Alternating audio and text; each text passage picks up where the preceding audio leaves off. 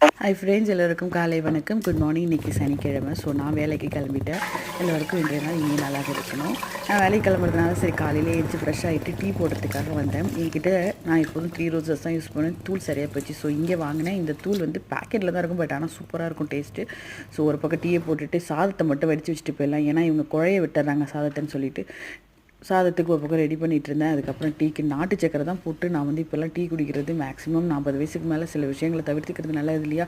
So வெள்ளை சக்கரையை முக்கால்வாசி தவிர்த்துட்டேன். நாட்டு சக்கரை தான் போட்டு டீ குடிக்கிறேன். சூப்பராக இருக்கும் டேஸ்ட்டு. ஸோ ட்ரை பண்ணி பாருங்கள்.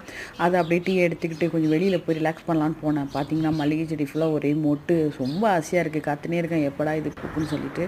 அதுக்கப்புறம் வெளியே எட்டி பார்த்தா ஒரு காக்கா குருவி கூட காணும். ஏன்னா இன்றைக்கி சனிக்கிழமை இல்லையா. ஸோ எல்லாம் ரெஸ்ட் எடுக்கிறாங்க. ஆனால் என் வீட்டில் என் பிள்ளைங்க என்னை கொலைவெறியோட பார்க்குது.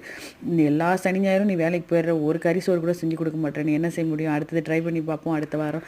ஓகே, டீயை குடிச்சிட்டு வேலைக்கு கிளம்பிட்டேன். அடுத்த வீடியோவில் பார்க்கலாம். பாய்.